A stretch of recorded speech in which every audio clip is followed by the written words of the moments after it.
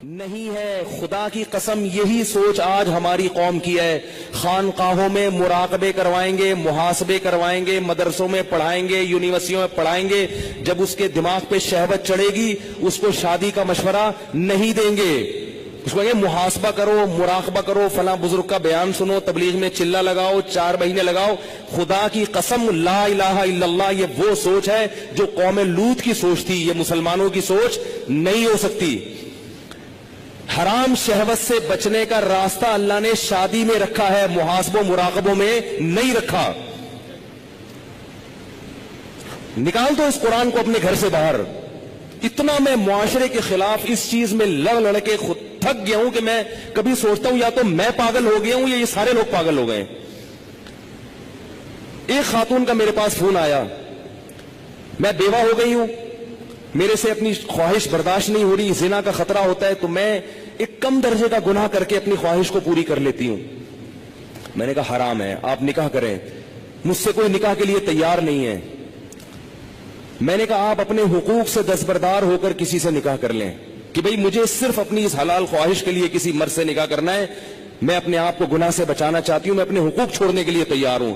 میں نے کہا کر لے گا نکاح, کیونکہ اللہ نے عورت کی خواہش کے لیے مرد کو بنایا اور مرد کے لیے عورت کو. اس کے علاوہ کوئی راستہ اسلام میں حلال نہیں ہے. اور اس مرد سے بھی قیامت کے دن سوال ہوگا جو اتنی بیوہ اور اس جیسی لاکھوں عورتیں بیٹھی ہوئی ہیں, حرام طریقے سے خواہشات پوری کر رہی ہیں, اور جب اس کمبخت سے کہا جاتا ہے کہ تو نکاح کر لے تو کہتے ہیں مجھ میں نکاح کی طاقت نہیں ہے.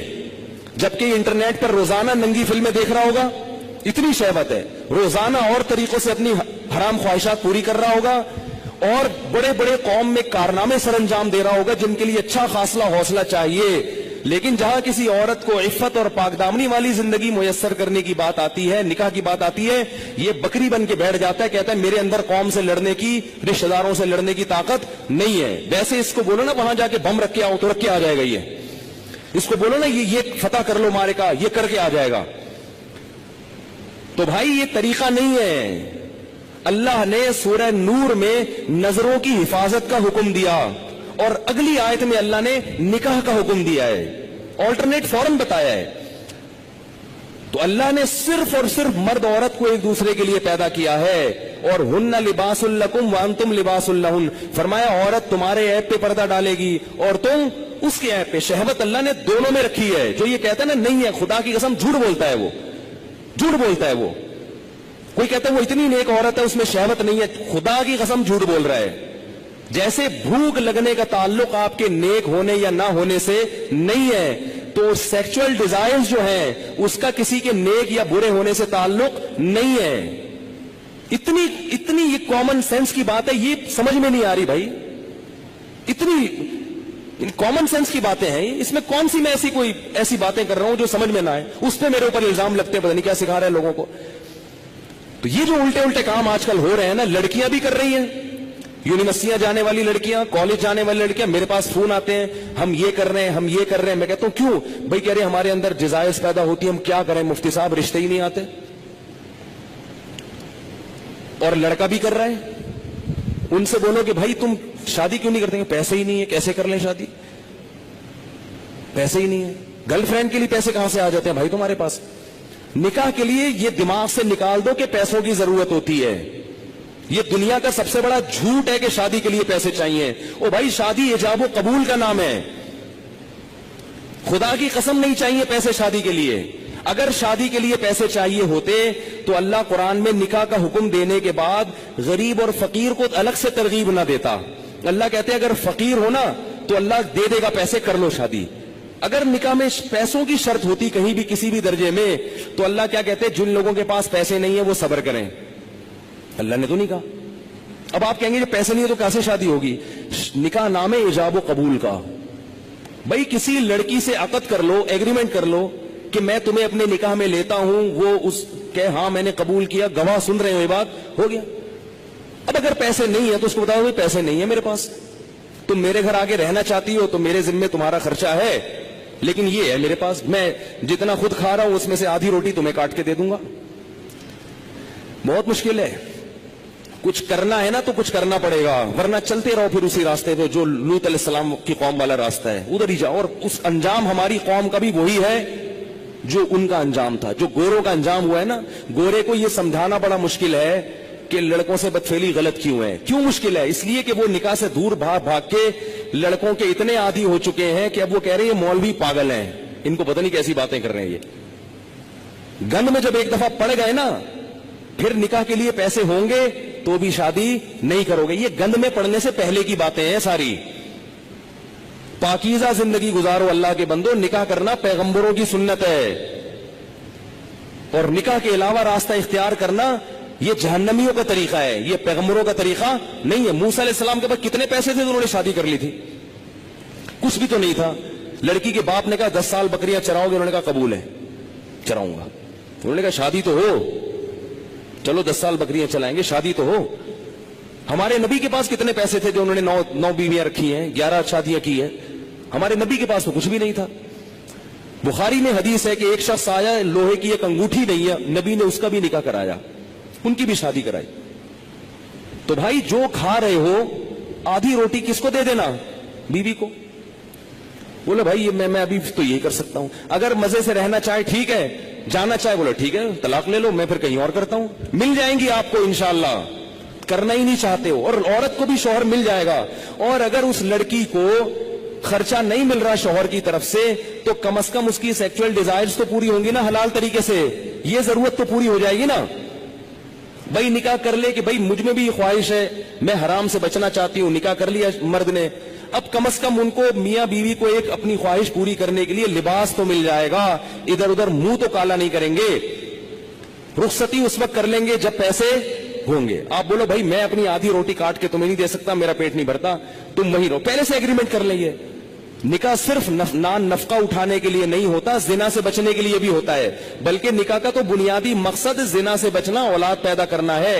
ये जिम्मेदारियां तो अल्लाह ने एक निजाम को चलाने के लिए मर्द के कंधों पे डाल दी हैं, वरना निकाह का बुनियादी मकसद ये नहीं है। अगर ये मकसद होता तो मोहम्मद सल्लल्लाहु अलैहि वसल्लम हजरत खदीजा से शादी ना करते, क्योंकि हजरत खदीजा के पास पैसे थे, हमारे नबी के पास पैसे नहीं थे। जिम्मेदारी उठाने के लिए अगर शादी होती तो खदीजा से, हमारे नबी की जिम्मेदारी हजरत खदीजा ने उठाई है। नहीं आ रही बात समझ में? पहली शादी जो हमारे नबी की हुई है उसमें जिम्मेदारी किसने उठाई है?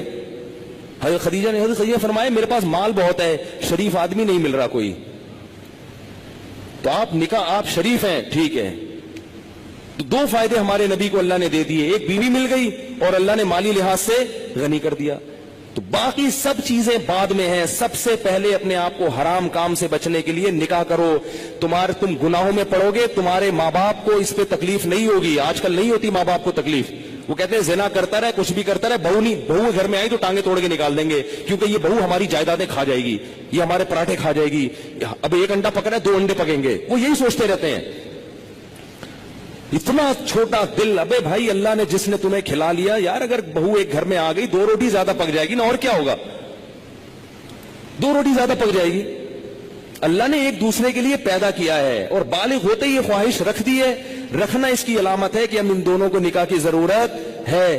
गोरों के यहां निकाह पर पाबंदी है तो 13-13 साल की लड़कियों के बॉयफ्रेंड फिर क्यों होते हैं?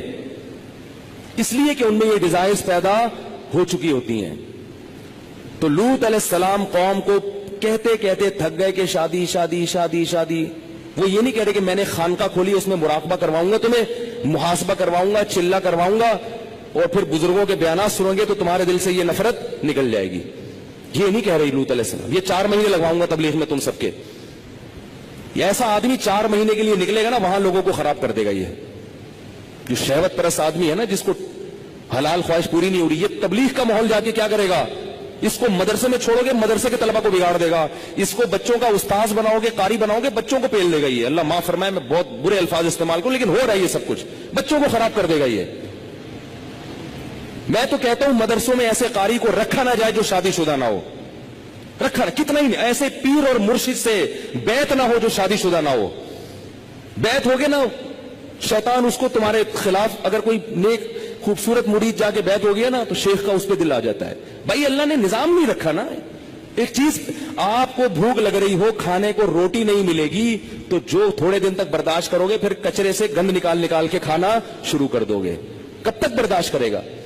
تو جب مرد اور عورت کی خواہش پوری نہیں ہوتی نتیجہ کیا نکلتا ہے؟ وہ گند کی طرف جانا شروع. اور ایک وقت تک تو واپسی کا چانس ہوتا ہے, کچھ وقت کے بعد پھر پیسے آ جائیں گے نا, کروڑوں روپے بھی, پھر بھی واپسی کا چانس. تبھی نکاح کے بعد بھی گندگی میں پڑے رہتے ہیں ایسے لوگ. دیر سے جن کی شادیاں ہوتی ہیں نا, شادی کر کے بھی گناہ نہیں چھوڑتے وہ. تو لوط علیہ السلام نے کیا کہا اپنی قوم کو کہ یہ عورتوں سے نکاح کیوں نہیں کر رہے؟ قوم جواب میں کہہ رہی ہے ما لنا فی بناتک من حق, ہمیں عورت سے نکاح میں دلچسپی ختم نہیں ہے. اس سے پتہ چلا کہ گناہوں میں جب پڑو گے تو حلال کی لذت بولو نا ختم ہو جائے گی, ختم ہو جائے گی. اور یہی ہو رہا ہے ہمارے معاشرے. بیویاں گھر میں بیٹھی ہوئی ہیں اور منہ کالے ہو رہے ہیں باہر جا کے.